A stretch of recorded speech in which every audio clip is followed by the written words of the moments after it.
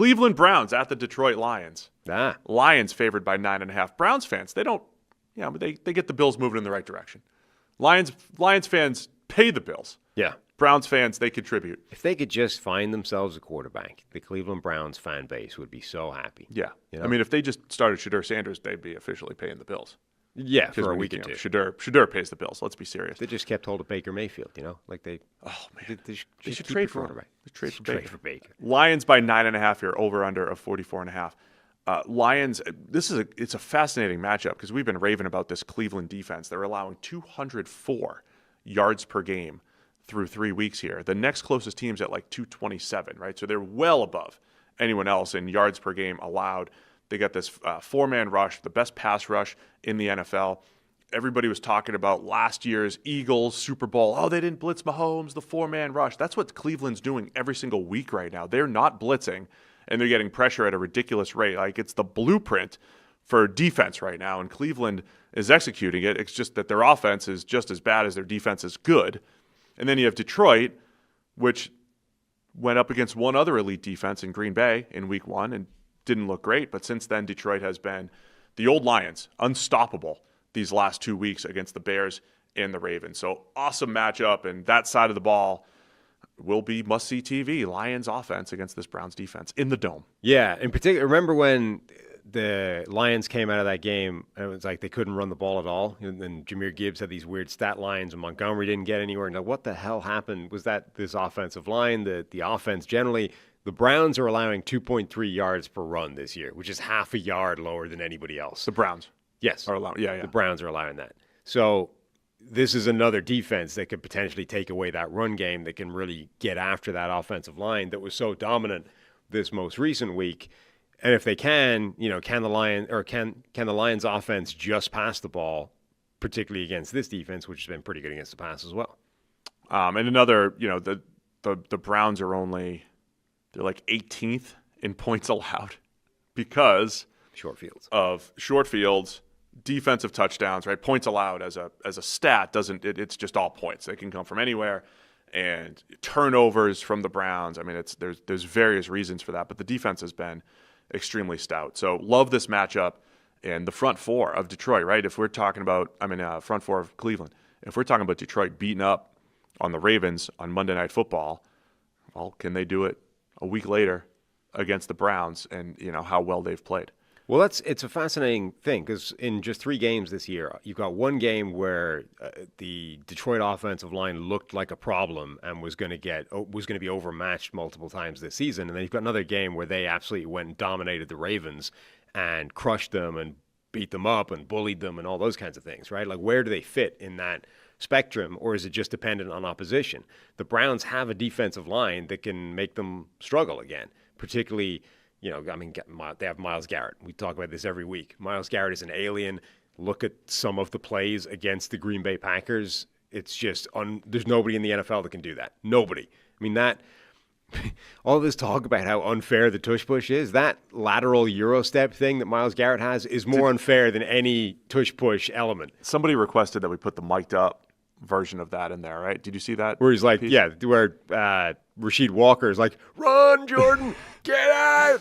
Garrett's making fun of him on the. Yeah, I mean, he beats him so cleanly that it's like does he even touch him? He's right by him immediately and running after the quarterback, and literally all the left tackle can do. And by the way, like, credit to him for this is, oh God, run, like yelling at his quarterback. Yeah. It's done. I haven't even touched him. Get out of here. So there was that play. There was the one I sent you where they sent Tucker Kraft in motion across the line to basically kick him out.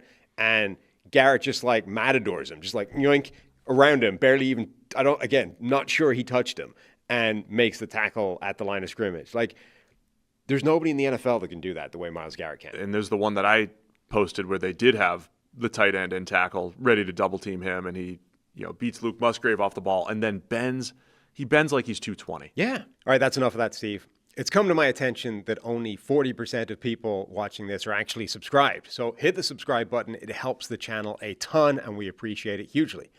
Now back to Steve.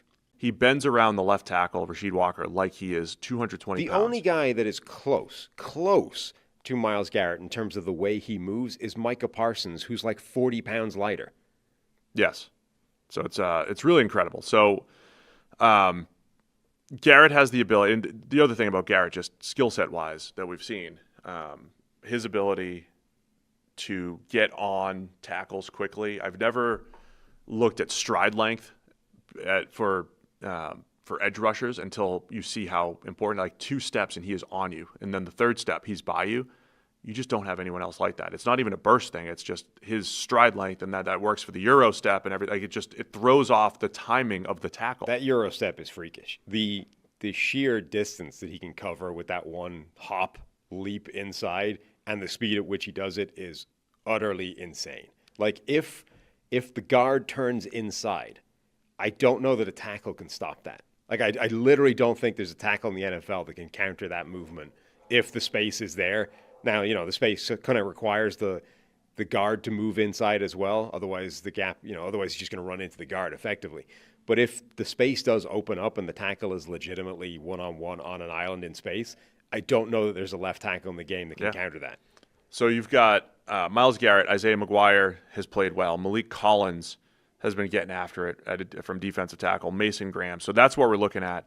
And by the way, keep an eye on Aiden Huntington, the undrafted free agent that we highlighted in the preseason. He also, on the play, one of the plays where Myles Garrett got the sack. Huntington was the guy that won on the interior and also got the sack. I don't know if they got half sacks or whatever happened, but they both tackled the quarterback. Doesn't matter. Huntington out of Tulane. So fierce defensive front for Cleveland.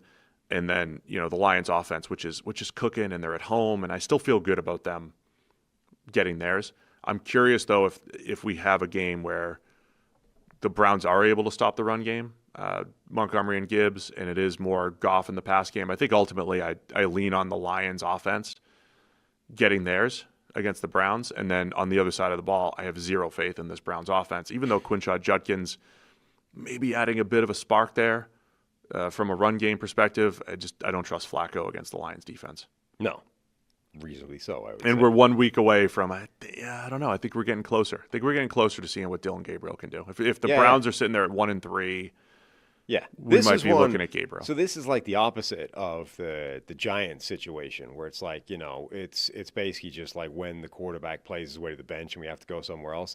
This is one where they know they're turning it over to the rookies, but they need to strategize how long they're going to get with each rookie that they can sell. So it's like, how long can we extend Flacco before he just gives us no choice to play one of the kids? It's funny how contradictory I am. Like, I look at it differently because, they're 3rd and 5th round picks, and the Browns have 2 firsts next year, and they're probably in the market to draft a quarterback. So you want to see those rookies as soon as possible, or you need to see them this year so you have an idea of what they are, versus Dart. I'm like, I don't need to rush him. I know he's going to be the quarterback next year. Whenever he's ready, we'll go. By the way, the Browns have the Vikings overseas next week. This one's actually in London. Yes, that one's in London. So maybe a couple more weeks of Flacco. There's no good time to put Dylan Gabriel in. Yeah, The Vikings, the Steelers, maybe the Dolphins game. I would say that probably makes sense to wait until the international swing is over and then throw him in there. All right, man. We've got Lions by 9.5. Where are you going to go? I'm going to go. Where am I going to go? Where have I put this? Cleveland. I'm going to go with Cleveland to keep it within 9.5. All right. Because of that defense. I'm still taking Detroit. I think ultimately, even if it was like 20-3, I could see something like that. I'll take Detroit, as will Harry, for this one. Thanks for watching all the way to the end of the video. Check the Mic is live every Monday, Wednesday, and Thursday, so be sure to hit the subscribe button so you don't miss a thing. And the all-knowing algorithm is convinced you'll also like these videos, and who are we to argue?